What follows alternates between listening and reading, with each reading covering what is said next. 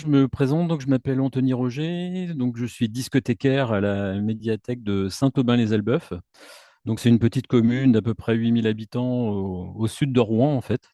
Donc on fait partie de la métropole de Rouen et ma médiathèque fait partie aussi d'un réseau de 7 médiathèques qui s'appelle le RMTE, donc le réseau des médiathèques du territoire elbeuvien. Donc voilà, je suis là aujourd'hui. C'est pour parler d'une animation en fait que j'ai mis en place depuis. Là, ça va faire la 11e année qu'on organise ça. Donc c'est une sorte de petit festival. Enfin, en tout cas, c'est un temps fort autour de la musique et qu'on organise au mois de mars, qui s'appelle les Lives de Mars. Et donc voilà, le but c'est de mettre en valeur la scène locale. Donc on, on programme que des groupes locaux, en fait, donc plus ou moins loin de Rouen. Donc voilà. Donc on a notre public. Bon, c'est un public un peu on va dire majoritairement de seniors, hein. Et c'est un public qui aime la musique, mais qui se déplace pas forcément beaucoup sur Rouen. Donc raison de plus pour faire venir la musique dans notre médiathèque. Donc, et en plus, bon voilà, sur le territoire elbeuvien où je travaille, il y a très peu de musiques actuelles en fait. Il y a un petit peu de jazz et de blues, mais voilà, il y a très peu de propositions pour le rock, la pop, électro, folk, etc. Même la chanson. Donc voilà, donc l'origine des lives de Mars, en fait, c'est donc comme je vous le disais, donc ça date il y a plus de 11 ans. Donc, c'est suite à un démarchage justement de groupes locaux qui nous contactaient en fait pour jouer dans notre médiathèque. Et puis, on s'est dit, ben tiens, ça serait bien d'en faire quelque chose de tout ça. Et puis voilà, l'idée est venue donc d'organiser un temps fort avec des musiciens locaux. Donc, le but des lives, donc, c'est de proposer, donc, comme je disais, un temps fort autour de la scène locale, des musiques actuelles de la région rouennaise. Et donc, la formule, c'est on propose 3 concerts sur 3 samedis à 15 heures, donc aux horaires d'affluence et au cœur de la médiathèque. Donc voilà, c'est pas dans un lieu dédié, c'est vraiment au cœur de la médiathèque. Il y a du mouvement, il y a des gens qui passent, qui s'arrêtent, qui écoutent, et des gens qui viennent spécialement pour ça aussi. Voilà, donc pourquoi on a choisi la scène locale? Ben parce que déjà sur la région rouennaise, donc elle est vraiment très riche. On a beaucoup, beaucoup de groupes. Puis scène locale, voilà, pour nous, c'est vrai que c'est plus écologique en termes de bilan carbone de faire venir des groupes qui sont juste à côté, quoi. C'est également plus économique pour nous, petites bibliothèques qui n'avons pas des gros budgets d'animation. Donc plus économique, ouais, moins de frais, et puis un patrimoine aussi à mettre en valeur, un patrimoine local. Et puis du coup, la médiathèque devient vraiment un maillon à part entière en fait au niveau du circuit local de la musique. Voilà, il y a une proximité qui se fait et voilà. Ensuite, la médiathèque est reconnue vraiment comme un maillon à part entière. Voilà, alors nos moyens, donc en tant que petite bibliothèque, autant vous dire qu'on n'a pas grand-chose, quoi.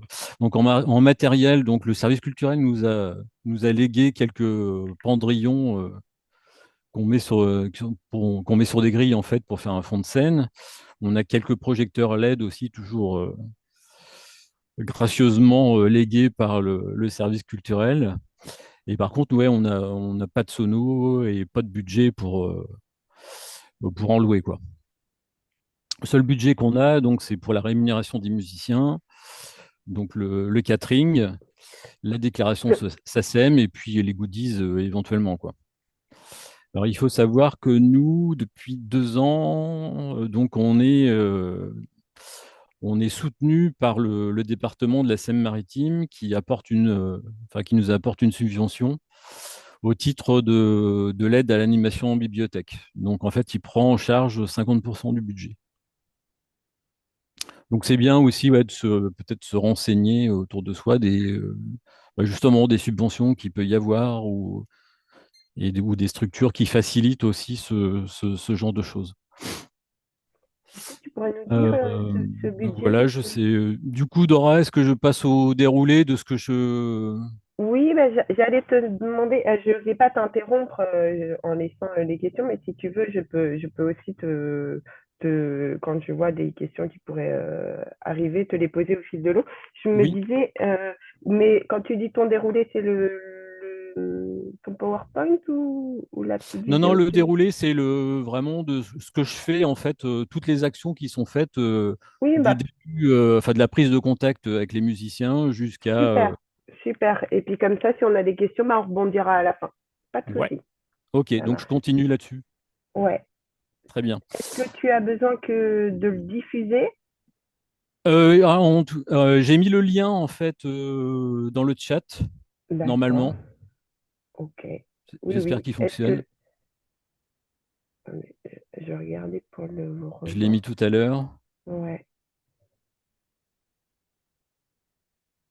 Alors, il y a Stanislas qui s'est connecté Ah, aussi entre-temps, donc c'est super. Stan, est-ce que tu peux... Attends, je vais réactiver ton micro. Je me permets, Anthony, hein, parce que oui. je vois si j'arrive à réactiver le micro.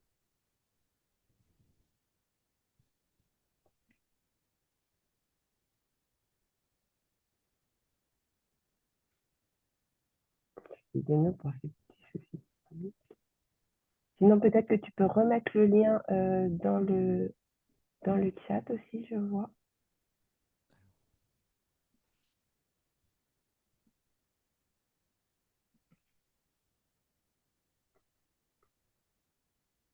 Alors Stanislas, normalement, je t'ai envoyé une demande de réactivation de ton micro.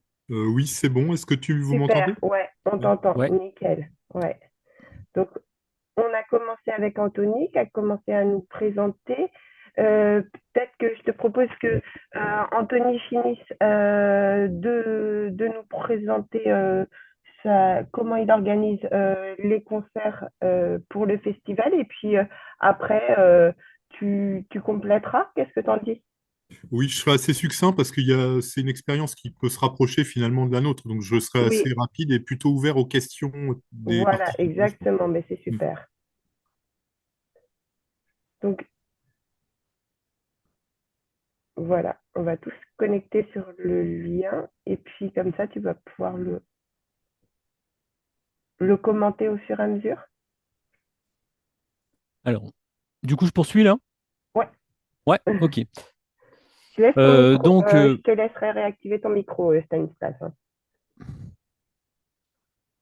Voilà. ok, donc voilà, j'ai essayé de faire une sorte de déroulé type de toutes les actions qui sont faites en fait depuis la préparation en fait du concert jusqu'au jour J et même après. Donc ça commence bon déjà forcément par une prise de contact avec les musiciens. Donc lors de la prise de contact, voilà, il faut essayer d'être assez précis sur un maximum de points sur l'espace scénique, voilà, bien caler ouais, tout ce qui est espace scénique, rémunération, les conditions matérielles, etc., pour pas qu'il y ait voilà, de mauvaises surprises. Ensuite, nous, on fait une demande de devis. Donc, cette demande de devis, elle est d'autant plus indispensable pour nous quand on va demander la subvention auprès du département. Donc, on en a besoin. Donc, voilà. On évalue aussi les besoins en matériel et on fait les demandes aussi auprès des services concernés. Donc, par exemple, voilà, un truc bête, des chaises pour que les gens puissent s'asseoir. Voilà, ça, c'est des choses à prévoir en amont. Ensuite, on établit un contrat de cession. Donc, le contrat de cession, hein, c'est un document qui engage les deux parties. Donc, c'est un peu comme un contrat de vente où les deux parties s'engagent à dispenser un certain nombre de choses. Et ça permet de s'y référer en cas de litige. Voilà. Donc, je vous ai mis dans le PowerPoint, en fait, un petit lien vers un contrat de cession. Et même si, s'il y a des gens que ça intéresse, je peux partager celui que nous, on a mis en place, en fait. Donc, ce contrat de cession, il peut venir de nous, mais il peut venir aussi des groupes. Il y a certains groupes qui ont déjà des contrats tout prêts ou qui passent par des agents ou par des structures qui vont les porter. Ensuite, donc, on fait la demande de subvention, donc le cas échéant. Euh, Ensuite vient la partie communication, donc réalisation des supports de communication, les affiches, les flyers, les trailers vidéo, etc. Enfin, les teasers, plus des goodies s'il y en a.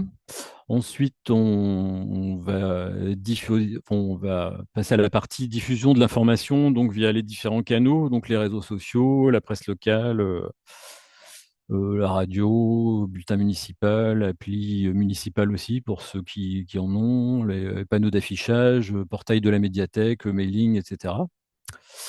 Ensuite, on passe à la prédéclaration SACEM.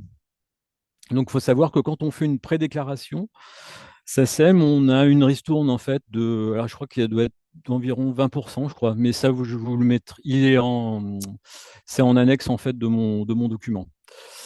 Voilà, il faut contacter aussi, nous on contacte les différents intervenants hors groupe, donc style, ben, on a des gens qui nous font des photos, donc on a par exemple un usager qui est photographe, donc souvent il vient nous faire des photos gracieusement, ce qui est très sympa. Et puis éventuellement on peut contacter oui, un vidéaste, etc., ou des associations qui peuvent intervenir. Moi, je fais aussi, j'aime bien faire depuis quelques années des petites interviews audio, en fait, pour garder une trace du passage des artistes. Donc ça, ben voilà, ça se prépare aussi en amont, hein. Donc je fais une petite fiche papier avant avec les questions que je vais poser.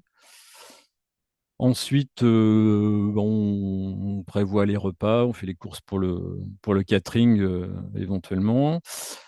Ensuite vient le jour du concert. Donc le concert en lui-même, les prises de vue, l'interview. Ensuite, nous, on fait un retour en image aussi sur le site internet du réseau, donc avec des photos, des vidéos et diffusion de l'interview. Ah oui, j'ai oublié aussi, on a un site internet aussi dédié au live de mars, donc où on peut aussi mettre des photos, des vidéos, etc. Et puis, bon, ensuite, ben, on demande aux musiciens de déposer leur facture sur le chorus. Et ensuite, on récupère les setlists et on finalise les déclarations SACEM. Voilà, c'est un peu fastidieux, c'est un peu l'inventaire à l'après-vert, mais bon, c'est important aussi de faire toutes ces choses-là. Et puis voilà, je ne sais pas si Stan veut prendre la suite.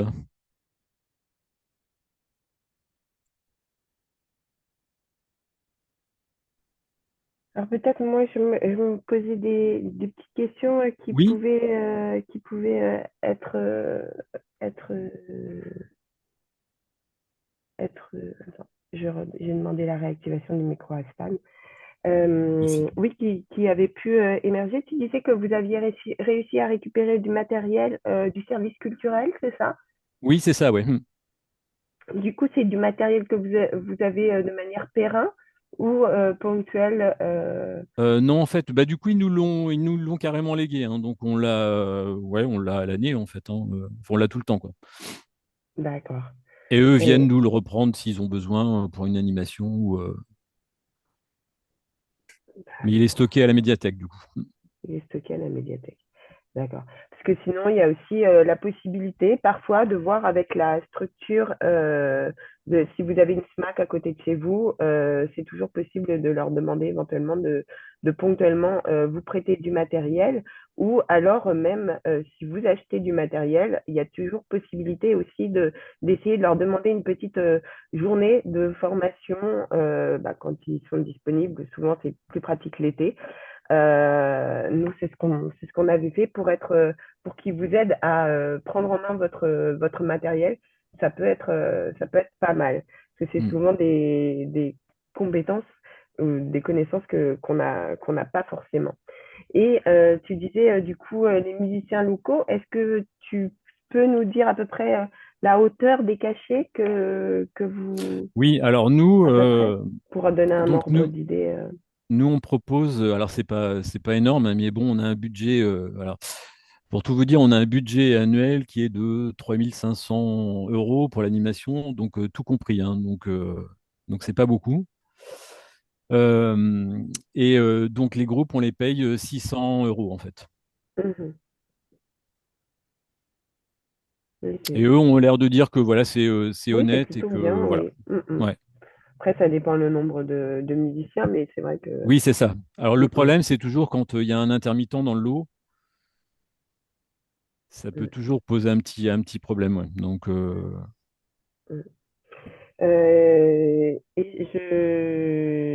donc, tu as mis tout ce qui était règlement SSM et tu disais que du coup, c'était en partie subventionné par la Seine-Maritime, c'est ça? C'est ce que oui, tu le disais? Ouais, département, ouais. ouais. C'est le département, ok. Et du coup, tu as eu un formulaire spécial à remplir. Alors oui, il y a un dossier à remplir, bon, qui est un petit peu. Faut être habitué à, à rédiger des dossiers de subvention, quoi. D'accord. Mais ouais, il y a un petit dossier à remplir et puis voilà, ils prennent 50% en fait du montant des concerts. Mais ça ne doit Ok, pas excéder une certaine somme. Donc nous, on est carrément dans les clous, mais ok. Donc voilà, comme conseil, avant d'enseigner, regardez sur. Tu avais eu l'info comment? Tu ne sais plus trop. alors j'avais eu l'info par un musicien en fait. Il m'avait il Mhm. m'avait dit, tu sais qu'il y a une subvention qui est attribuée par le département et du coup, c'est vrai qu'on a été demandé et puis Ouais. Tu as été demandé à qui? Ouais, à la DRAC directement? c'est pas la DRAC, non. Enfin, c'était au département Oui, et du coup, l'artiste m'avait carrément donné le, le le mail contact. en fait de la personne qui s'occupait des subventions. Ok. Donc ça s'est fait assez rapidement. Mais après, faut aller fouiner sur le Oui, site, hein. ok. Je rebondis sur les questions qui, là, ont été posées sur le chat. Il y a quelqu'un qui demandait si tu organisais d'autres concerts dans l'année, Alors à part cela. ouais. Alors on organise un autre concert. C'est au mois de juin en fait. On appelle ça. Alors on fait ça depuis 3 ans et on appelle ça enfin c'est concert au jardin en fait. Et donc c'est des groupes, bon souvent un peu, qui font un peu de la musique un peu festive et puis on demande à nos usagers de venir avec leur pique-nique et puis voilà. Ça se passe dans le jardin. C'est un moment un peu convivial et puis. Ok. Et du coup, pour ça, tu as besoin de matériel spécial? Alors oui, pour ça, oui, du coup, alors c'est pareil, le service technique culturel, je veux dire, nous a laissé aussi un certain nombre de praticables aussi qu'on peut mettre dehors. Bon, on a les aides des services techniques aussi pour nous installer des barnums. Donc voilà, on a l'équipement qu'il faut quand même sur la commune pour ce genre de choses. Et euh, oui, d'accord. Merci Stan qui complète au fur et à mesure. Florent d'Alençon demandait quel matériel tu avais. Le matériel minimum, idéalement, ça va dépendre aussi de la formation que on reçoit en fait. Parce C'est ça, que, ouais, aussi, ouais. ouais, c'est. Et puis, comme je Après, disais, nous, on n'a vraiment on, rien en fait. Donc, c'est ce qu'on on- négocie quand on contacte les groupes, c'est on dit voilà, on n'a pas de sono et donc souvent ils s'arrangent aussi oui, pour et moi, amener soit de la sono ou c'est- intégrer un sonorisateur dans le cachet, enfin la rémunération qu'on leur donne. Moi, ce que je peux vous conseiller, quand on organisait ça, que ce soit dans ma bibliothèque, quand je travaillais à Montluc-sur-Loire, ou même quand quand je travaillais à la médiathèque musicale de Paris, ce qu'on avait fait, c'est au lieu de demander les besoins des musiciens, en fait, ce qu'on faisait, c'est qu'on envoyait ce que nous, on avait. Et Mm. donc, déjà, ça leur permet de voir. Mm. Excusez-moi, je suis malade. De voir ce qu'ils pouvaient faire en fonction de notre matériel. Parce que des fois, ils sont plus à même de voir s'ils peuvent s'adapter avec notre matériel. Et après, éventuellement, il faudra voir si il en faut plus et du coup, utiliser la location ou Mm. faire appel à d'autres structures. Mais déjà, moi, ce que je peux vous conseiller, c'est que avant même de demander ce dont ils ont besoin, envoyez tout ce que vous avez en fait. Mm. Envoyez-le dans le côté. Et autre chose qui peut être important quand vous organisez les showcases, c'est de faire un petit plan rapidement de l'espace. Parce que si l'idéal, c'est quand même que les groupes viennent et voient l'espace dans lequel ils vont se produire. Mais dans le cas où ce ne soit pas possible, n'hésitez pas à essayer d'avoir un plan avec les différentes prises que vous avez et si vous pouvez faire les mesures, comme ça ils peuvent voir eux comment ils peuvent s'installer. Voilà. Mm. Et des petits conseils que j'avais comme ça. Stan, est-ce que tu veux compléter peut-être sur le matériel que vous utilisez quand vous organisez vos concerts? Alors oui, on est dans un exemple un peu différent parce qu'on a un auditorium de 120 places Ah qui bah sert c'est super, c'est de pratique. salle de conférence. Donc il y a déjà une table de mixage, une façade, il y a un piano à queue, tout ça. Enfin, il y a plein de trucs. Il y a des pendrillons, etc. Et deux systèmes de son différents en fait, suivant les performances. Le souci, c'est qu'on n'a pas de régie technique, donc on se retrouve tous avec des limites de toute façon ou fonctionnelles ou d'accompagnement des concerts. Je voyais des questions sur quel matériel minimum, c'est impossible de répondre. C'est plutôt, comme tu l'as évoqué, on peut expliquer ce qu'on a. Moi, je demande toujours une fiche technique au groupe et ensuite, dans un second temps, je leur envoie les photos de la salle, les photos du matériel, de la table de mixage et tout ça. Et les conditions du concert qui, pareillement chez nous, depuis une trentaine d'années, sont le samedi après-midi, en entrée libre. On n'est pas du tout dans un secteur de spectacle vivant traditionnel. Voilà. Donc, on est les pendrillons, oui, sont les rideaux, alors qu'on qu'on vocation à couper un peu, c'est comme les rideaux de cinéma ou de théâtre, hein, ça coupe un peu le son aussi. Ça a une vertu de séparer l'espace et puis d'absorber un peu le son. Donc je pense que chez Anthony, je sais pas, je connais pas l'architecture de ta bibliothèque, mais ça a cette vertu-là aussi. Oui, oui, oui. Puis nous, on s'en sert aussi, bah, ça fait un fond de scène aussi, donc du coup, Ça fait de la scénographie, effectivement, ouais. ouais, c'est ça. Et les pendrillons, bah, il y en a souvent à récupérer. Après, c'est des velours assez lourds, rouge ou noir, ou enfin tout ce que vous voulez, comme sauf vert, il paraît que c'est pas autorisé au théâtre, mais voilà. Et oui, donc pour le matériel, oui, c'est difficile de répondre. Après, j'ai vu aussi des gens qui parlaient de la temporalité des concerts. Alors, nous, on organise de 3 à maximum 5 à 6 concerts par an, mais vraiment les meilleures années, parce qu'il y a le coût et il y a le temps d'organisation.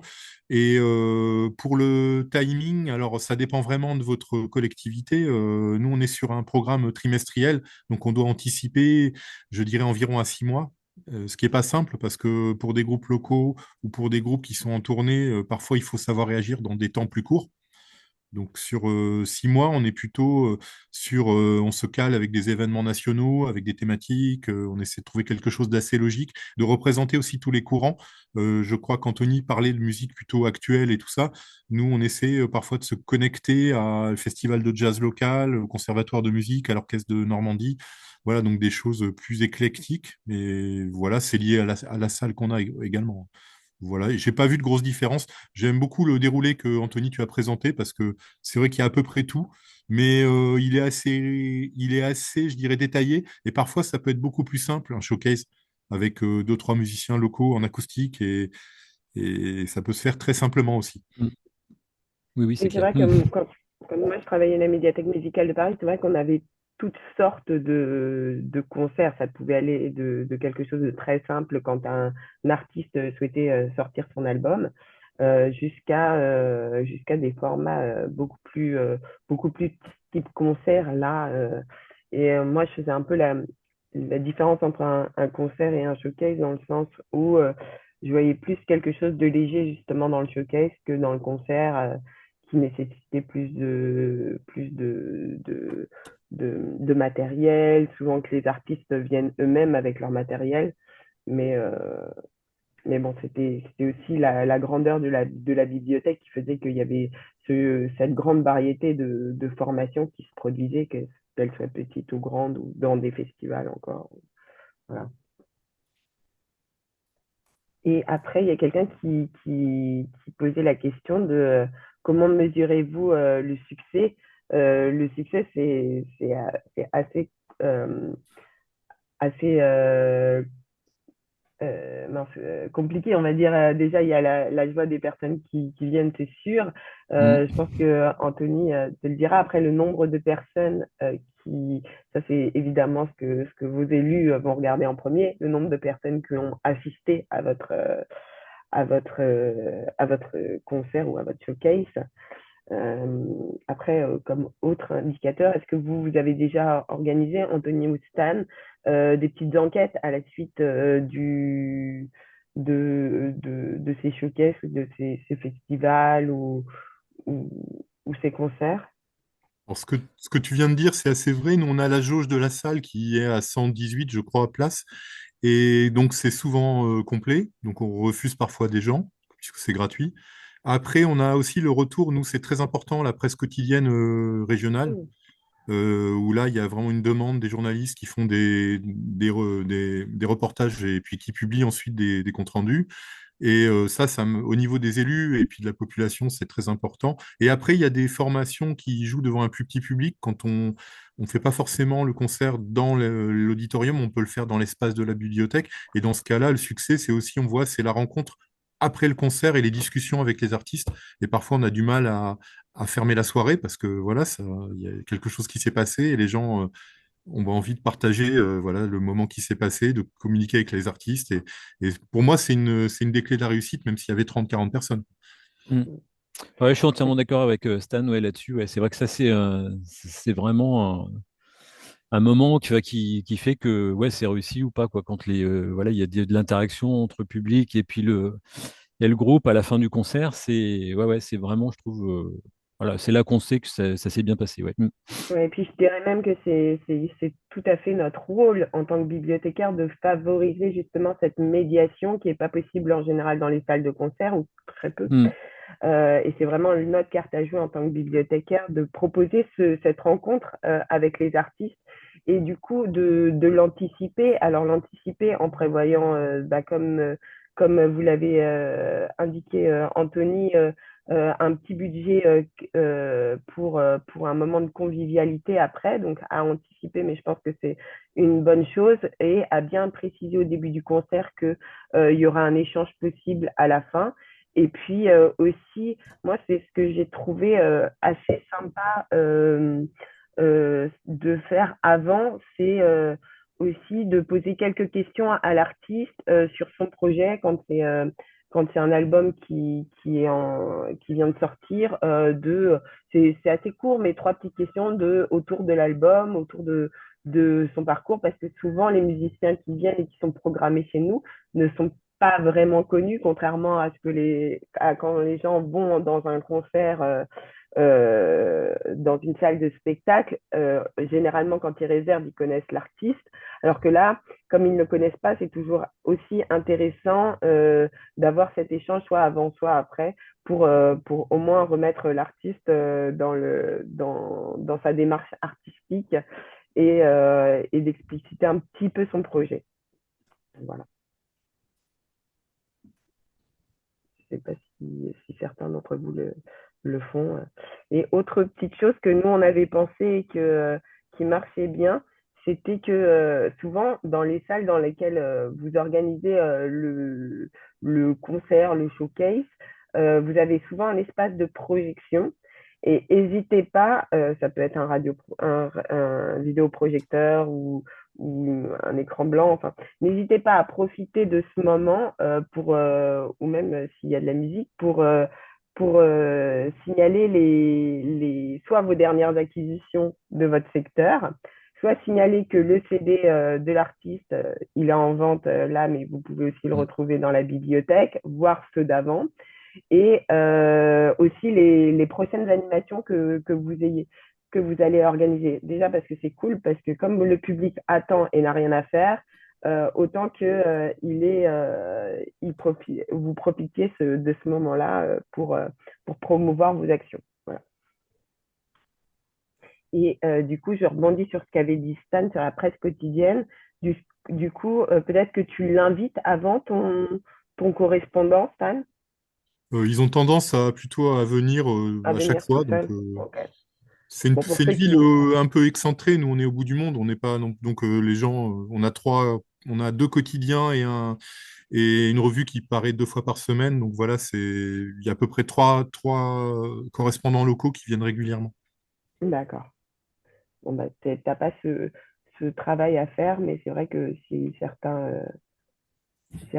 mince, Mais les radios locales aussi, faut pas ah oui, oublier c'est vrai. que, enfin, ils sont Oui, encore c'est pas mal vrai. écoutés en région et ils sont assez demandeurs. Mais là, pour le coup, il faut aller les chercher parce qu'ils ont, voilà, ça implique un rendez-vous avant pour présenter tout ça. Mm. Alors nous, on n'est pas du tout en contact avec la presse locale et c'est vraiment le service com en fait qui gère les relations avec la presse. Alors des fois, oui, les journalistes viennent aussi au concert, mais donc dans ce cadre-là, on a le temps d'un peu échanger sur les lives, mais les relations presse, ouais, c'est vraiment le service com qui gère tout ça. Ouais. Euh, Si certains d'entre vous ont des questions, je vous ai donné la possibilité de réactiver votre micro si vous le souhaitez. Et je voyais que...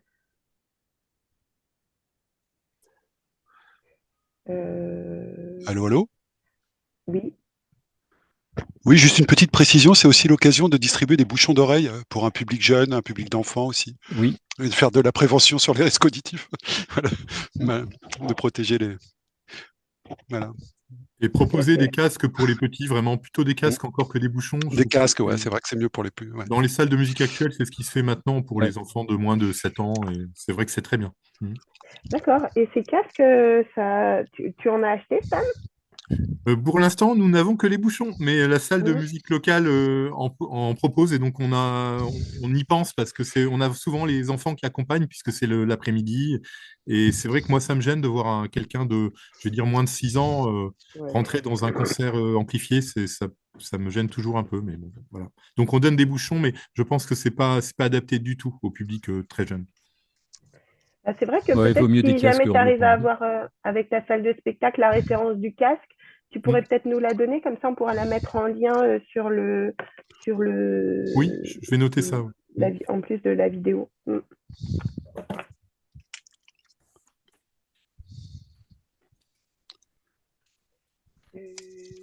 Toc, toc, toc, toc. J'ai pas vraiment compris ce que vous entendiez, Boran, autour de la promotion du festival, promotion didactique, digitale. Ah non, je pense qu'il voulait dire digital du coup. Si vous voulez, vous pouvez réactiver votre micro pour poser la question. Bonjour, excusez mon français, je suis débutant. Bonjour. J'ai pensé, est-ce que vous parlez avec la presse, avec le journal qui est en papier, ou est-ce qu'il y a aussi les sites de web et c'est en ligne? C'est ça, j'ai pensé, digital, c'est en ligne. Est-ce que vous avez, je sais pas, est-ce que vous êtes dans Facebook, dans, je sais pas, Hmm. Reddit, je sais pas, avec quelques blogs, est-ce qu'il y a les blogueurs ou les groupes qui vous donne aide? Ça, c'est la question. Désolé. Digital, numérique, comme je dis, en ligne. Donc, ouais, comme je disais tout à l'heure, moi, du coup, ouais, les relations avec la presse locale, tout ça, c'est plutôt le service communication qui gère ça. Mais par contre, oui, tout ce qui est sur les réseaux sociaux, oui, j'en gère une bonne partie, du coup. Oui, alors nous, il y a aussi les groupes invités qui font beaucoup de travail quand on les programme sur leurs propres pages et réseaux sociaux. Donc c'est vrai que c'est un vrai appui dans les musiques actuelles, c'est Hmm. une évidence. Et là, pour le coup, on repartage ceux qui le publient, puisqu'ils ont souvent une communauté plus importante. Voilà. Hmm. Et puis, des Et fois, nous, des actualités qu'ils ont qui permettent de rebondir, en fait, sur notre événement à nous. Donc, Mm. et ce qu'on faisait aussi En fait, en renvoyant la fiche technique, aussi à la Médiathèque musicale de Paris, ce qu'on faisait, c'est qu'on voyait que souvent les artistes qui se produisaient, quand ils étaient plutôt reconnus, on va dire, euh, boudaient un petit peu à partager notre événement, on va dire, ou alors oublier. Et ce qui faisait qu'en fait, on avait fait un mail type pour dire que voilà, le succès de l'animation dépendait aussi de leur capacité à parler de cet événement et à partager cet événement. Du coup, on leur partageait tous les liens qu'on avait fait, alors que ce soit sur Facebook, sur Instagram quand il y avait, ou sur notre site internet, et on les invitait à partager les événements sur leur page. Voilà, en disant que le succès de la manifestation a été à la fois grâce à eux aussi. Voilà.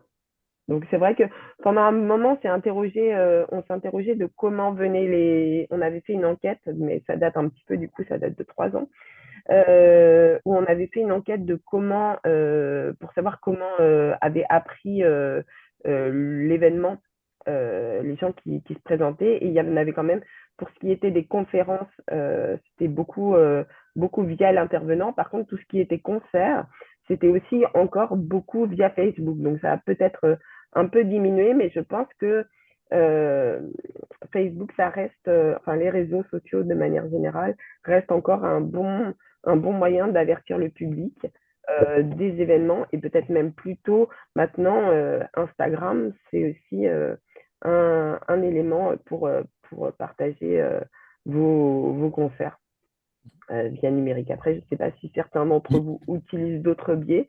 N'hésitez pas à prendre le micro et à nous en parler.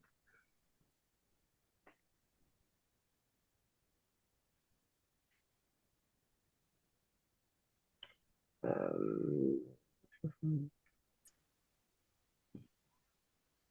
Boran posait la question de en quoi le succès de ce festival profite-t-il à l'espace musique de votre médiathèque aux yeux de vos responsables? Bah, je dirais que ça fait exister la musique dans des bibliothèques où parfois elle est de plus en plus renvoyée à une offre parfois complètement numérique, parfois avec encore quelques livres et de moins en moins de collections sur disque. Donc c'est une façon de perpétuer la présence de la musique qui est très présente dans nos vies. Donc c'est vrai que je pense que, hélas, pour certains collègues, on n'a pas le choix. C'est que par la musique live ou des médiations autour de la musique qui ne sont pas sur les collections qu'elle continue à être présente dans les espaces des bibliothèques. Donc, quand on peut avoir les deux, c'est mieux, d'avoir les disques et les concerts. Quand on a des difficultés à continuer à développer des collections, je pense que c'est une façon, au moins de façon trimestrielle, à faire découvrir, à faire entendre, à faire rencontrer la musique à des enfants, à des grands, à des retraités. Voilà.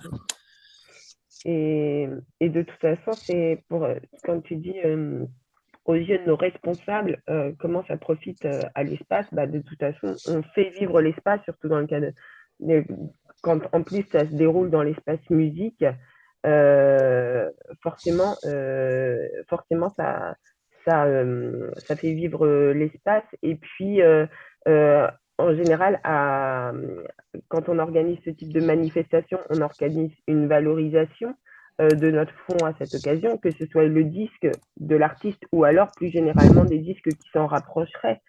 Rien n'empêche non plus, en bonne pratique, de demander aux artistes de faire un petit choix parmi notre collection de qu'est-ce qui ont marqué leur carrière ou de qu'est-ce qui ont pu les influencer ou voilà.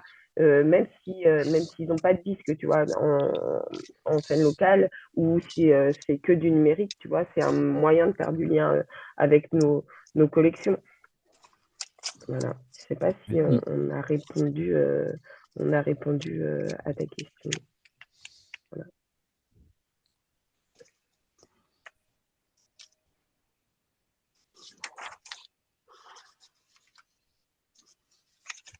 Oui, c'est vrai que de plus en plus, on voit j'ai vu que là, une médiathèque, la médiathèque de Montlouis-sur-Loire organisait un concert là dans ses murs et j'ai vu que il y avait une petite ligne qui disait que ce concert avait été permis grâce au concours de la médiathèque départementale. Donc, je suppose que voilà, il y a de plus en plus de médiathèques départementales qui financent des concerts dans des bibliothèques. Donc, c'est à voir Alors, avec eux. J'ai pas eu l'occasion de les contacter pour voir comment ça se passait au niveau de. Mais je suppose qu'ils payent les artistes qui se déplacent dans les bibliothèques. Alors, je sais pas si c'est sur une bibliothèque ou sur plusieurs. J'essaierai de voir ça avec eux. Mais je vois que oui, ça peut être un soutien, comme l'a dit Christine Charles. moi, je sais par exemple que la médiathèque départementale de l'Eure travaille avec une association qui s'appelle La Fabrication et ils proposent des concerts clés en main en fait pour les petites bibliothèques bah, qui n'ont pas envie bah, ou qui ont peur de se lancer en fait dans l'organisation de showcase et a priori ça marche très bien quoi. Ça s'appelle les Normandie Bib Live je crois et voilà. Bah, super. Est-ce que d'autres personnes voudraient prendre la parole pour poser des petites questions, que ce soit en termes d'organisation ou des craintes si vous voulez vous lancer ou n'hésitez pas, on est là pour ça.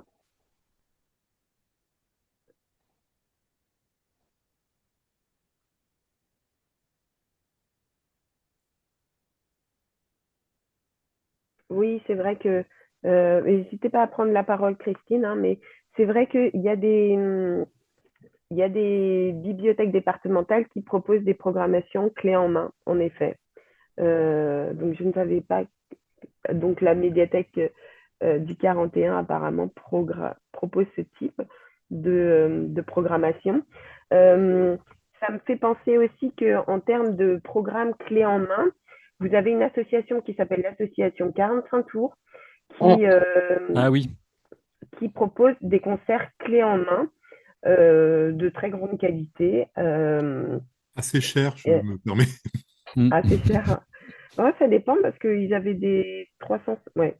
Enfin, je veux dire, quand Anthony disait 500 par concert, Mm. parfois ça peut se rapprocher de ça, hein. Euh, Entre 350 et 500, je crois, hein. Et sinon, il y a des agences régionales qui favorisent le développement des groupes qui se professionnalisent. En Normandie, c'est la Norma. Je sais que dans chaque région, il y a des agences qui aident des groupes et qui font du clé en main. Fait que, en général, il y a des répertoires. Nous, c'est la Norma et on a le dispositif Start and Go et on peut piocher là-dedans des différentes esthétiques musicales, des formations adaptées à nos lieux, avec des contrats facilités, avec des producteurs qui peuvent aussi rédiger le contrat pour les artistes qui ne sont pas encore professionnels. Donc, ça permet toute la partie devis, tout ça, de favoriser et tout le système avec Chorus Pro, tout ça, parce que comme ça, sur le papier, ça a l'air simple, mais c'est pas si simple pour un artiste qui Mm. déjà s'occupe de la partie artistique de gérer tout ça. Et en visio, je suis désolée. Mm. C'est à quelle heure? À quelle heure? À 15h. 15h30. Ah, 15h30. 15h30. Ouais, c'était 15h30. 15h30. Normalement, ça dure jusqu'à 16h. Je viendrai à 15h30, on va être prêt.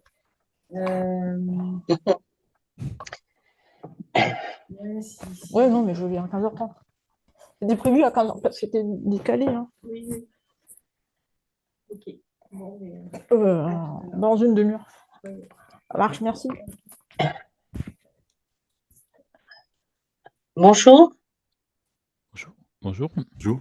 Ah oui, donc on m'entend. Excusez-moi, je n'osais pas prendre la parole parce que je ne savais pas si j'avais un micro. C'est Christine Chardonneau de la médiathèque de Saint-Jean-de-Bray, près d'Orléans. Et pour abonder dans ce que tu disais, Stanislas, effectivement, sur la région centre, c'est la Fracama.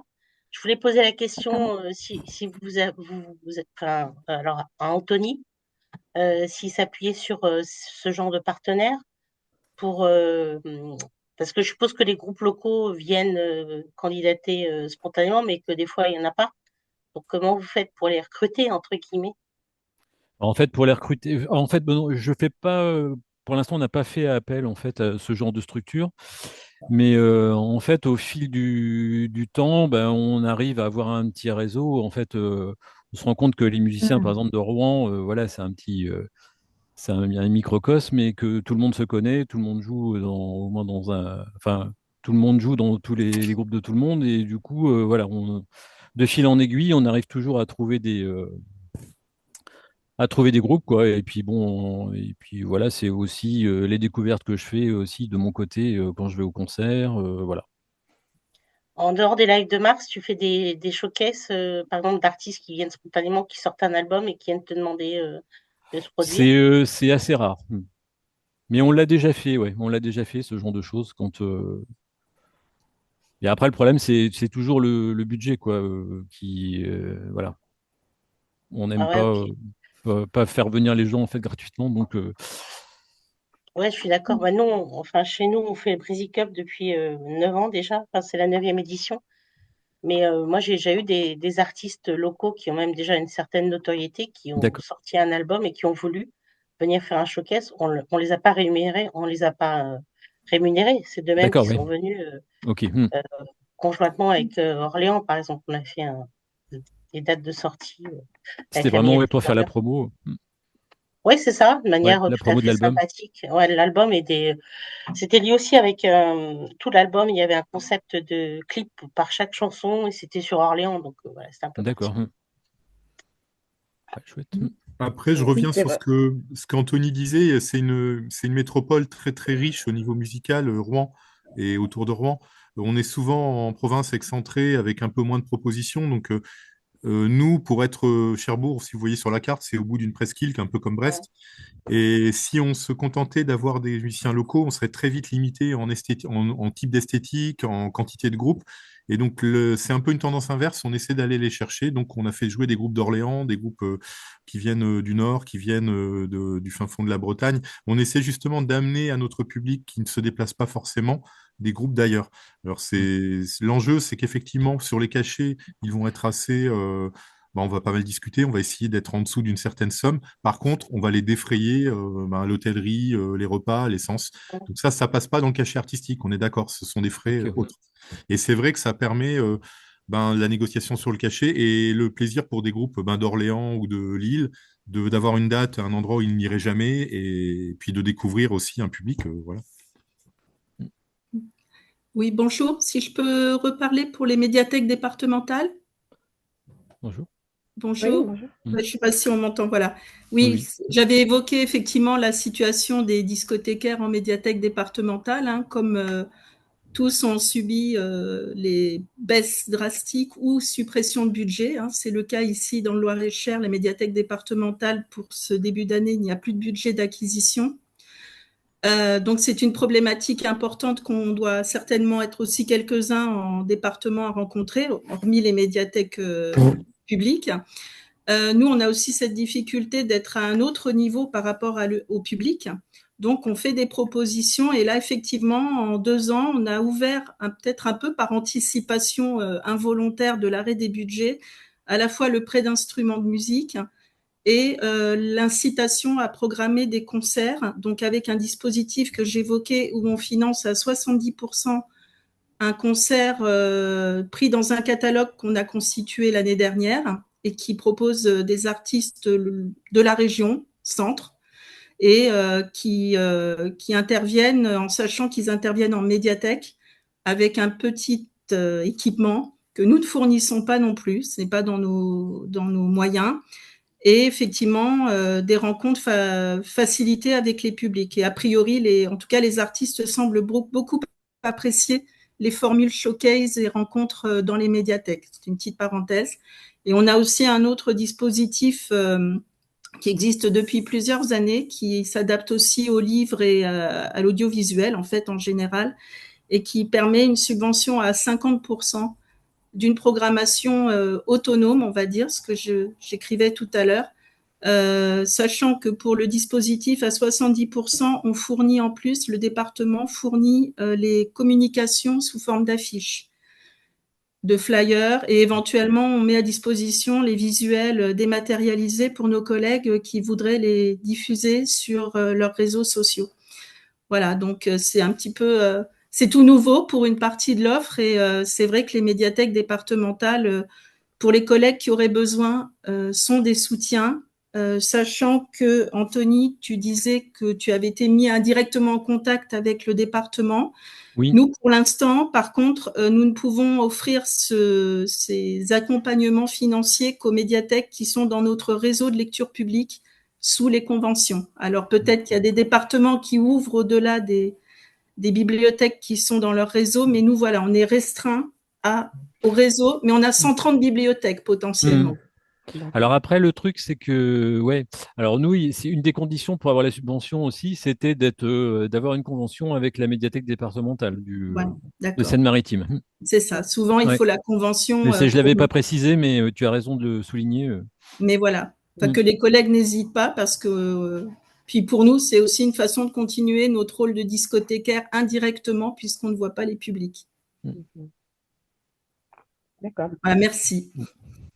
Et vous n'avez pas envisagé aussi d'essayer d'investir un peu dans du matériel pour éventuellement justement pouvoir dépanner des bibliothèques qui voudraient programmer un artiste en particulier et puis qui n'auraient pas ce type un type de matériel pour Alors, d'acheter au moins une petite estrade ou alors c'est du quelques matériel qu'on a. lights. On a un praticable, on a des pendrillons, on a des projecteurs, mais qui Ok. sont réservés pour des festivals autour du conte, qui sont utilisés, prêtés en dehors de notre période du Festival du Conte à l'automne, qui sont prêtés dans les médiathèques, mais a priori, quand j'ai travaillé sur ce dispositif musical, j'ai demandé si on pourrait prêter du matériel et j'ai eu pour l'instant un non. Donc peut-être que si ça fonctionne bien, mais je crains que ce soit un frein pour les bibliothèques parce qu'on a par contre le dispositif à 70%, donc qui s'appelle musique en scène chez nous. On demande aux artistes de venir avec le minimum d'équipement, mais le leur. On ne le fournit pas malheureusement, puis les bibliothèques souvent ne l'ont pas dans nos réseaux. Donc voilà. Par contre, ce que j'ai oublié de préciser, c'est par rapport à l'idée de showcase, avec le prêt d'instruments qui a démarré il y a bientôt 1 an et qui marche très très fort dans le réseau départemental, on invite et nos collègues spontanément font des showcases de découverte des instruments de musique. Ils ont des artistes parfois locaux qu'ils trouvent eux-mêmes et qui viennent présenter la musique et les instruments et encore mieux avec nos instruments du département. Donc on a vraiment et il y a là des choses se mettent en place de façon assez dynamique et beaucoup plus visible qu'à une époque. Mais effectivement, j'espère un jour qu'on obtiendra d'avoir un peu du matériel qu'on a en permanence pour ces actions-là. Mais pour l'instant, le département, c'est non. D'accord. Christine, peut-être vous pourrez partager avec nous, enfin m'envoyer, donc moi c'est Dora Bellani, ou envoyer sur le site de la CIM, quelques événements qui ont eu lieu avec ce prêt d'instruments de musique, histoire d'illustrer le propos et qu'on pourrait ajouter justement en lien sur cette page-là. Volontiers, je vous le transmettrai par mail le temps de faire un petit topo. Oui, voilà. Parfait. Voilà, Super. merci en tout cas. Merci. Merci. Merci. Est-ce que certains d'entre vous ont une petite question à Stanislas avant qu'on le... Non, c'était pas pour dire au revoir, c'était pour prendre la parole, pour enchaîner. On parlait d'instruments, donc on en prête également ici, mais on a un projet qui commence à avoir lieu dans certaines bibliothèques et certaines salles de musique actuelles, c'est de faire, alors ce ne sont pas des showcases, et puis c'est beaucoup moins coûteux, ce sont des jam sessions, donc des gens qui viennent jouer avec une forme avec une thématique un peu imposée, donc soit un style musical, soit certains morceaux, et avec donc et puis dans l'esprit de partager avec ses lecteurs et ses emprunteurs, de partager un moment de musique avec ceux qui jouent un peu.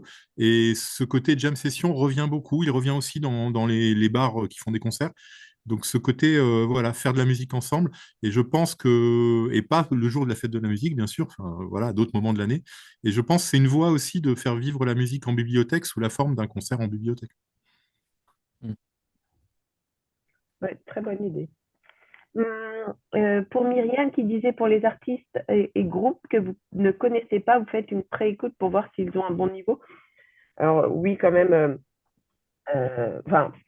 oui, de toute façon, je pense que pour pouvoir parler d'un artiste ou d'un groupe et pour pouvoir répondre aux questions des lecteurs qui viendraient en demandant qui est cet artiste que vous produisez, il faudra l'avoir écouté. Donc oui, je pense que c'est une préécoute, c'est le minimum. Ouais, ouais. Le minimum. Il faut même avoir un peu, pas une seule écoute, certainement plusieurs, et savoir si le groupe qui se produit paraît correspondre à ce que vous attendez.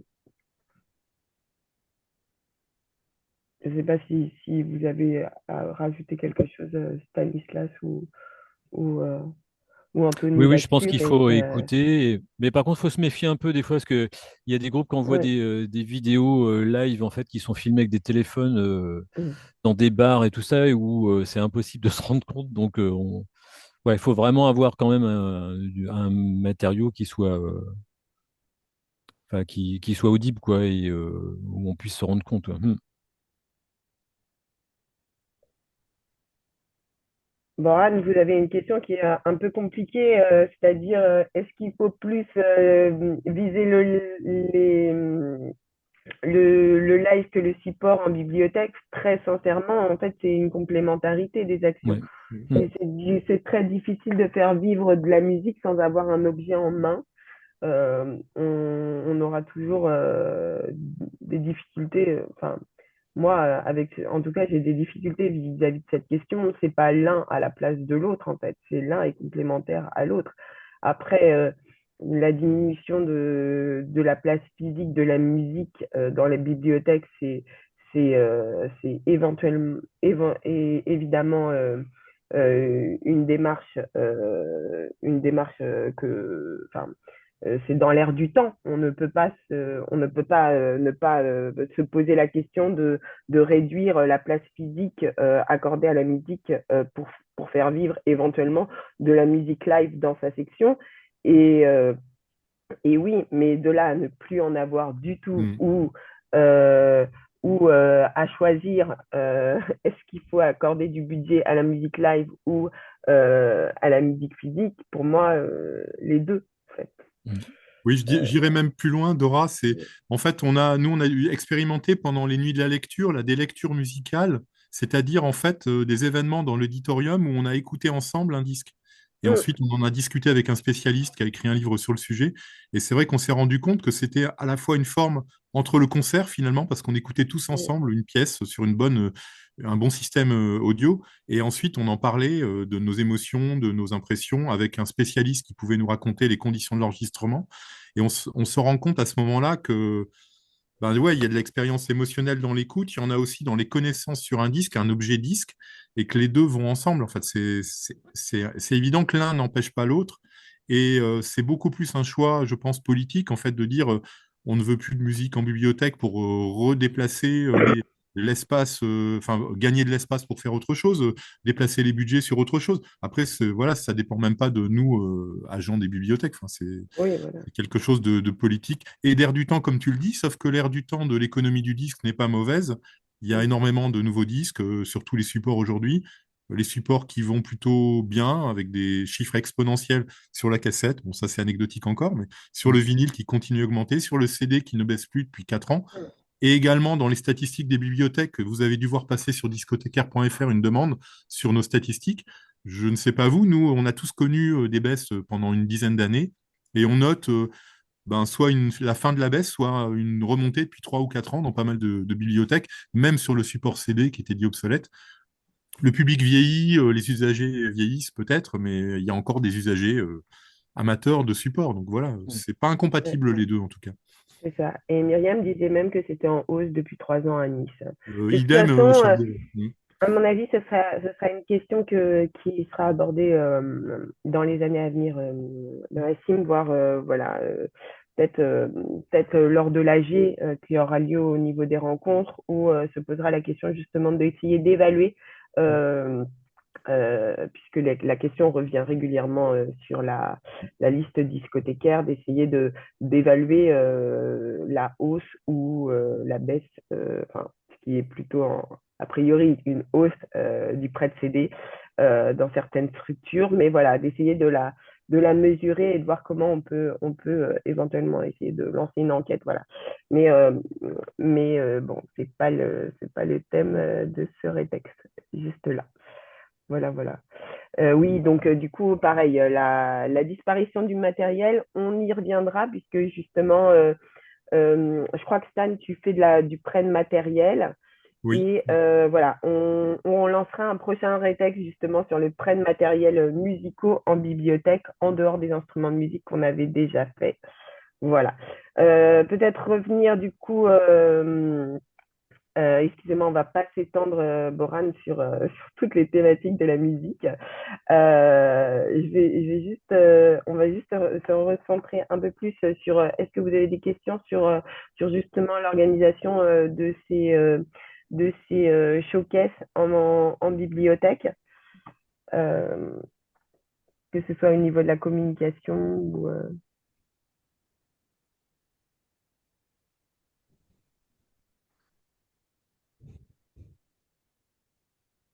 ou peut-être des expériences. Bruno, n'hésitez pas à réactiver votre micro pour nous parler de votre scène ouverte.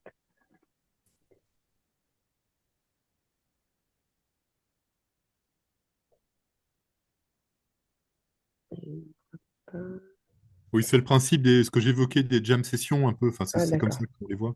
Je pense qu'il évoque quelque chose qui existe effectivement dans les scènes américaines et dans certains lieux, dans des pubs en Angleterre également. Mais Ok. Ouais, c'est vraiment une bonne idée. alors nous aussi, tu n'as pas évoqué, Dora, tu évoquais les SMAC comme soutien. Je Mm, pense que chacun, à l'échelle de nos territoires, on a aussi l'enseignement musical et des conservatoires qui ont souvent un petit parc matériel. Nous, ils nous donnent souvent un coup de main sur des câbles, sur des petites scènes des petites enceintes pour les retours et un peu de système d'éclairage. Donc, les écoles de musique, conservatoires et tout ce réseau, et souvent en plus, il y a des compétences de régie technique. Donc c'est vrai que ça permet de faire des économies voilà, au niveau technique. Ouais, en fait, je sais pas si vous m'entendez. J'ai réussi à Oui, avoir oui, un micro, Bruno, c'est ouais, Bruno? Oui, Ouais. oui. on vous entend, ouais. En fait, les Houdanani, on a fait ça il y a quelques années et ça avait très bien marché. Le principe, en fait, c'était que les gens s'inscrivaient, peu importe le style. Et donc, on s'est retrouvé avec des gens de tous âges. Il y avait une adolescente, par exemple, qui a chanté a cappella. Il y avait une vieille dame de 75 ans qui a chanté aussi. Il y avait des accordéonistes, des gens d'une trentaine d'années qui étaient des musiciens, des bons musiciens amateurs.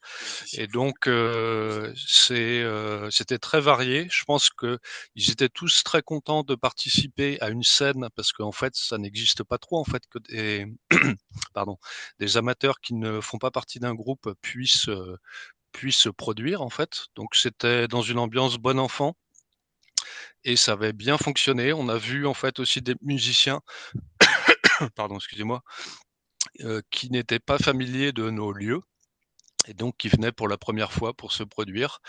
Et puis d'un point de vue budgétaire, bah, il y avait pas de, on ne les payait pas en fait parce que c'était voilà juste 2 morceaux chacun maximum.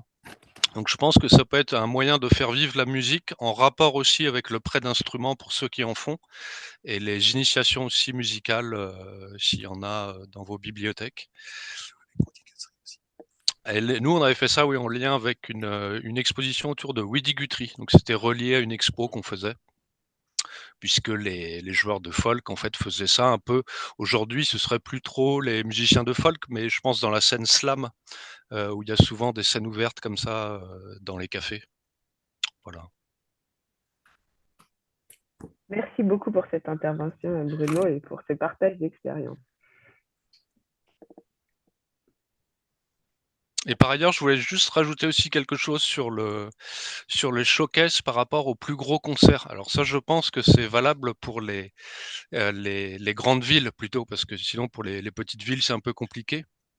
Nous, on est à Montreuil, donc il y a pas mal de musiciens, et je pense que les deux formules, en fait, gros concert et petit showcase, ont leur intérêt pour des raisons différentes. Je pense que le showcase, il y a quelque chose d'intimiste, On peut discuter un peu avec le musicien après. Ça peut être plus léger, des concerts acoustiques ou peu amplifiés. Et les gros concerts, bah, c'est souvent ce qui est apprécié par les élus, par exemple, parce qu'ils voient un auditorium ou une salle qui est remplie avec plusieurs centaines de personnes. Donc ça a un poids. Mais je pense que ça peut être complété par des concerts, oui, plus légers, où il y a moins de public, mais où c'est plus intimiste, où on peut venir avec des jeunes enfants sans déranger le reste du public, des choses comme ça, quoi. Voilà. Il faut avoir le budget aussi pour faire ça. Ouais. Merci Richard. Donc Richard qui était de la médiathèque de Montreuil, a priori, Non, c'est c'est ça? toujours Bruno en fait. Ah d'accord, excusez-moi, J'ai pris le je voyais... casque de Richard, ouais, Ah ok, qui a un micro. ok. Excusez-moi, du coup, je voyais la personne qui parlait, c'est pas celle que je pensais.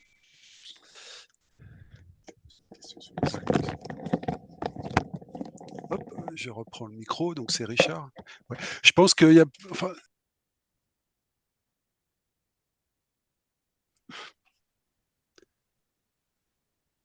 Allô? Oui. Oui, on vous entend. Ouais, là c'est Richard, donc qui reprend le collègue de Bruno, le micro. Moi je pense que ce serait peut-être important de vous apporter des éléments de rémunération aussi, parce que je pense que c'est une partie quand on est organisateur qui est un peu complexe. Alors là, j'ai vu tout à l'heure, vous évoquiez dans le cadre de vos animations le contrat de service, donc là qui est un contrat entre les artistes et la collectivité. Mais il y a aussi les cachets Guzo, nous par exemple pour les concerts, voilà, on a un montant qui est défini pour des musiciens, donc on les rémunère sur la base d'un cachet Guzo qui leur octroie environ 120 euros net. Alors, il faut savoir que pour la collectivité, ça coûte le double parce qu'on prend en charge bah, les charges, justement. Mais voilà, c'est le critère de base de rémunération d'un musicien. Alors, il y a des groupes, un groupe de 4 musiciens, peut parfois réclamer 4 Guzo, peut aussi parfois nous faire une facture. Donc, dans le cas d'une facture, bah, les charges, c'est pas nous, hein, c'est eux qui les. Donc, ils peuvent monter leur rémunération sur une facture. On peut aussi avoir un contrat de service. Donc, je pense qu'il y a beaucoup d'éléments. Enfin, pour avoir organisé depuis longtemps beaucoup de concerts, je pense que c'est un paramètre qui est très très chiant sur le terrain parce qu'on n'y connaît pas grand-chose, on n'est pas forcément formé pour ça et on se retrouve devant des murs administratifs ou des contraintes très chiantes. Donc, de vous apporter quelques cas de figure peut-être de paiement, c'est important. Donc voilà, j'évoquais le Guzo, la facture quand le groupe a une association et peut facturer à la collectivité, et les contrats de service, moi c'est les 3 cas de figure que j'ai beaucoup souvent rencontrés, quoi. Hein. Tout à Alors fait. après, Ouais. Je rebondirais, Richard, juste ouais. ce que tu dis. Il y a des marges de manœuvre parce qu'on n'est pas une salle de concert. Et donc, Voilà, on peut négocier, bien sûr, ouais, on peut négocier les prix aussi. Ouais. un spectacle plus court, un spectacle un peu Mmh. plus léger, et bon, également jouer sur les frais, les défraiements autres. Tout à fait, ouais, ouais, Et voilà, ouais, ça ouais, équilibre ouais. un peu parfois l'envie Ouais. du groupe de venir, en fait. Alors c'est vrai que j'ai un regard peut-être moins provincial parce qu'on est dans un grand milieu urbain et qu'on n'a pas effectivement ces défraiements pour faire venir des groupes de loin parce qu'on en a plein à côté. Mais oui, c'est vrai qu'il y a ce cas de défraiement quand... Ouais, ouais, tout à fait, qui est pertinent aussi. Ouais, ouais, voilà.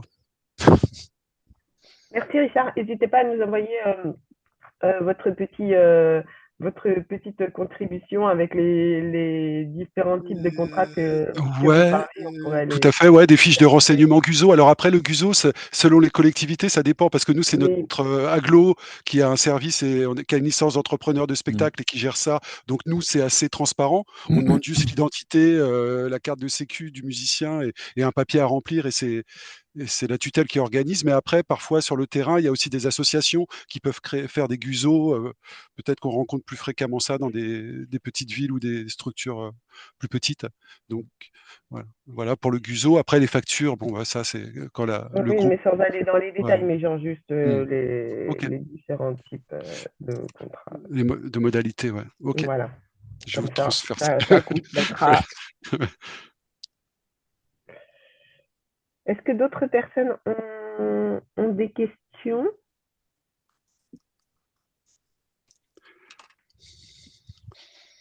Je voyais Myriam de Nice.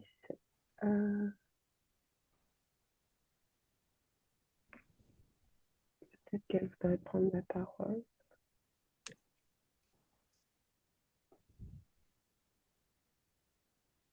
Sur la question qu'évoque Myriam, on est une grande ville, je pense aussi, nous, et c'est quand la presse vient parler d'événements, bah, ça dépend pas de la com de la ville parce que c'est eux qui viennent en fait, donc on peut pas les empêcher d'écrire sur un événement. Voilà. D'accord, parce que en fait, c'est vous qui pouvez aussi, nous, on était une grande ville aussi, donc Paris, et où du coup, on envoyait aux journalistes nous-mêmes qu'on organisait un événement à la bibliothèque. Ah, ok, d'accord. Ah, vous n'avez pas le droit de prendre contact avec la presse, carrément. Bon. Mais si la Bah, presse peut-être vient, si la presse est votre amie. Bah, nous, on a eu le Voilà, problème cette année aussi, pas le droit de prendre contact avec la presse. Ah oui, d'accord. Ah bon? Putain, pour quelle raison? C'était quoi? Bah, je sais pas trop, en fait. On a dit que c'était le service com qui devait gérer la relation avec Mm. la presse. Et, ouais, les municipales approchent aussi. Maintenant, ça va être ouais, plus je pense que c'est ça compliqué. aussi le problème. Ouais. Mhm. Oui, tout à fait. Nous, cette année, on a fait un dossier de presse. On nous a demandé la relecture du dossier de presse. Jusqu'à maintenant, donc Christine Mm. d'Orléans. Et on est même allé plusieurs fois en radio parler de l'événement qu'on organisait. La radio est venue aussi. Mais cette année, c'est différent parce que, oui, il y a les élections municipales qui Mm. approchent. Mm.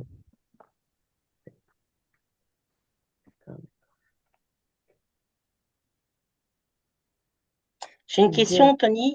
Oui. Une dernière question. Par rapport aux critères, enfin non pas aux critères, c'est la question de Myriam qui était sur est-ce que vous faites une écoute en amont? Oui. Vous avez des critères de sélection ou pas du tout? Joue qui veut. Non, bah, pas spécialement. Enfin, c'est un peu implicite, quoi. C'est vraiment ouais, la qualité du groupe. C'est souvent Et- ça qui va guider nos.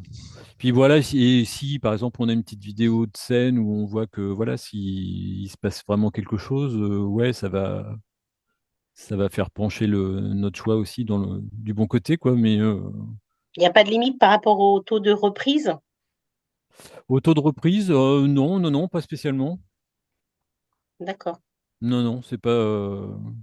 Tu veux dire les reprises de Bah, qu'ils aient titres leur d'autres composition artistes? originale, voilà, c'est ça. Ouais. Ouais, ouais, ouais. Bah non, par exemple, l'année dernière, on a eu un tribute Beatles.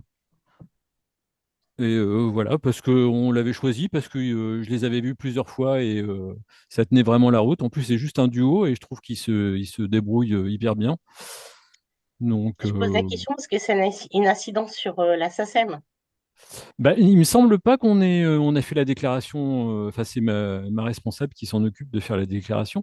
Mais a priori, non, on n'a pas payé plus cher que pour les autres groupes, hein. D'accord. Ouais. Ouais, d'ailleurs, je l'ai mis dans ma petite fiche annexe là. Je crois que les concerts nous coûtent au niveau de la SACEM, ça doit nous coûter autour de 50 euros TTC par concert. Ouais, je vois ça. Bah, je te remercie parce que ça, Ouais. c'est important. Et Mm. je sais pas combien tu payes, toi, Stan, pour les concerts. Non, je sais plus, ça rentrait dans l'enveloppe, donc Alors nous, géré par moi. on a un maximum qu'on estime à 1000 euros quand c'est un ensemble avec beaucoup de musiciens, mais en fait, ça se négocie au cas par cas. Et on évite, par contre, sur la question des reprises, on évite des groupes qui feraient que des reprises pour éviter les groupes amateurs qui se font plaisir, parce qu'il y en a beaucoup dans les bars, il y a beaucoup de bars dans la Oui. ville de Strasbourg, et on veut proposer autre chose, en fait, des créations plutôt. Mm. Et si je peux me permettre, je crois que le montant qu'on paye à la SACEM dépend aussi du budget qui est alloué à cette action. Ça dépend, c'est un calcul qui est fait selon le budget. Non? Il me semble qu'il y a ça. Je sais pas, ouais. Ouais, ouais, ouais. Donc, par exemple, le paiement des musiciens intervient dans le budget qu'il faut renseigner, je crois, sur une déclaration préalable. Et c'est en fonction de ça qu'ils calculent. Mais de mémoire, on est dans cet ordre-là. Je crois, nous, on devait être à 80 euros en moyenne pour les événements. Et on était, de mémoire, c'était le montant qu'on acquittait. Ouais. J'aimerais évoquer aussi autre chose qui est là, qui est le point de vue des artistes. Parce que la spécificité de nos concerts en bibliothèque aussi, c'est que les artistes sont souvent confrontés à un public auquel ils ne sont pas habitués. Et c'est Oui. souvent une expérience pour eux. Et je pense que c'est intéressant de l'évoquer ici parce que ben voilà, on a des artistes qui sont agréablement surpris, généralement, d'avoir devant eux un public transgénérationnel. Nous, par exemple, on met toujours les petits-enfants au premier rang, assis sur des coussins, donc ils jouent devant un public parfois même de bébés. Et ça, c'est des choses auxquelles ils n'ont jamais été confrontés pour certains. Et c'est toujours une grande surprise et j'irais même une révélation pour eux. Donc c'est aussi intéressant à signaler. C'est une des originalités des concerts en bibliothèque et puis des showcases aussi, quoi. Oui, C'est c'est vrai que les vrai que groupes, souvent, enfin les artistes, souvent pointent aussi la qualité d'écoute en fait qui peut y avoir en médiathèque auquel ils sont pas habitués en fait. Il y en a souvent qui sont habitués à tourner dans les bars et tout ça avec où ça fait Ouais, plein de bruit. Hmm. mm. oui, tout à fait. Et puis, à l'inverse, il faut quand même prévenir également que c'est aussi une expérience qui est différente de celle qu'ils connaîtront dans les bars. Et parce que, à l'inverse, moi, j'ai eu des artistes qui n'étaient pas du tout à l'aise. Euh, Au moins, j'ai 3 exemples en tête qui n'étaient pas du tout à l'aise avec l'idée de médiation. Et quand on leur a posé des petites questions avant, ils étaient très, très mal à l'aise. Donc, on a un peu écourté. Hein. Pourtant, les questions avaient été envoyées au préalable. Du coup, et même parfois l'échange après, des artistes qui m'ont avoué qu'ils étaient un peu gênés du coup de cette proximité parce qu'ils n'avaient pas vraiment l'habitude de ça, de devoir Hmm. s'exprimer autour de leur projet. Et c'est certes un bon exercice pour eux, mais je pense que ça peut être utile en effet de prévenir les artistes en amont que c'est une expérience aussi assez différente qu'ils aimeront ou qu'ils Hmm. n'aimeront pas. Hein, mais en général, voilà, c'est 3 exemples sur je ne sais combien de concerts qui ont eu lieu. C'est mieux Mais après, en général. Hein. Avant, ils sont trop stressés, même Ouais. oui, peu importe leur niveau. Et après, au moment où ils signent ou ils vendent des disques, tout de suite, ça libère la parole. Enfin, voilà. Hmm. Même le musicien le plus timide et introspectif, à ce moment-là, il va avoir envie d'échanger. Enfin, Hmm. c'est un moment particulier, quoi. Sinon, c'est Bruno là qui reprend juste la parole pour un point aussi, je pense qui peut être important avec la chute des ventes de disques.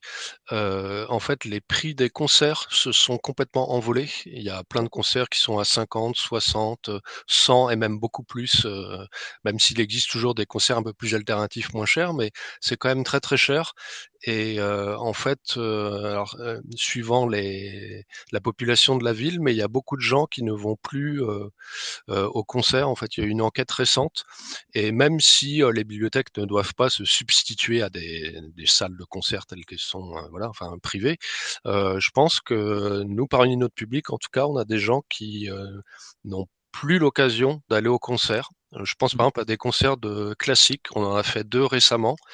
Ça peut être un peu cher, c'est pas voilà.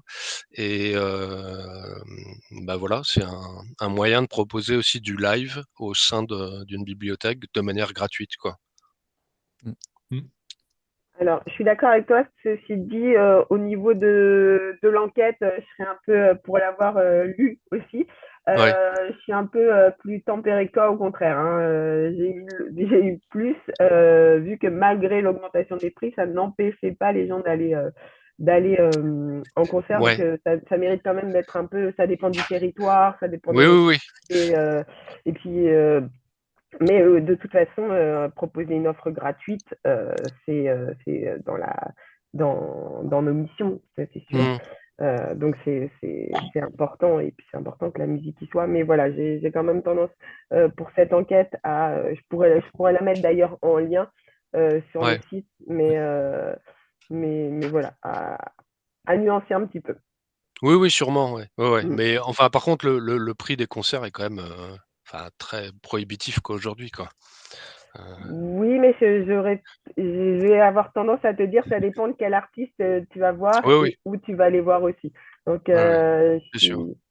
je suis un petit peu, parce que ça dépend vraiment de ton territoire, parce que par exemple à Paris, il y a énormément d'événements qui sont organisés gratuits tous les jours. Donc, quand tu organises un Mmh. concert, même Ouais, gratuit, tu as la concurrence. ouais. Tu es dans un environnement beaucoup plus concurrentiel que Hmm. celui de Anthony sur son territoire. Donc, Hmm. C'est vrai, les c'est vrai. problématiques sont pas tout à fait les mêmes en fonction de où tu es aussi. Ouais, je suis d'accord avec toi. Mm. mais la problématique des artistes dont les prix explosent pour les festivals, on est d'accord là-dessus, hein. Mais est-ce que d'autres personnes ont des questions, souhaitent prendre la parole?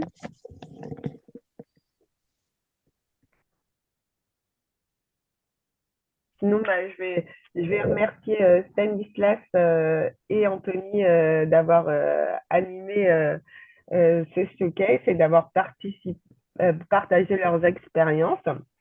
Donc d'ailleurs, à mon avis, c'est même sûr, vous les retrouverez aux rencontres nationales qui sont organisées, je le répète, le 17 et 18 mars à la BNF. Et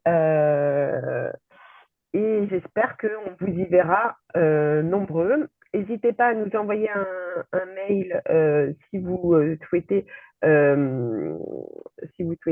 avoir voir d'autres thématiques abordées. A priori, le prochain rétex qui aura lieu, on n'a pas encore fixé la date, mais ce sera autour de la thématique du prêt de matériel en bibliothèque, que ce soit des lecteurs pour les CD ou les lecteurs pour les vinyles. Et voilà. Je pense que j'ai tout dit. Ah oui, je redis pour ceux qui étaient absents que l'ACIM est une association bénévole et qu'on cherche toujours des bonnes âmes pour nous rejoindre. Donc n'hésitez pas, les candidatures sont ouvertes. Donc vous pouvez participer au comité d'administration. Et vous pouvez aussi, pour les plus motivés, venir rejoindre le bureau. Voilà. Je n'ai rien à rajouter. Stanislas et Anthony, je vous laisse le petit mot de la fin. Non? En tout cas, merci. Oui, voilà. Merci d'avoir Merci été pour si tout. nombreux à nous avoir rejoints. Et puis, merci pour les échanges. Voilà. Et puis, on mettra le document d'Anthony et puis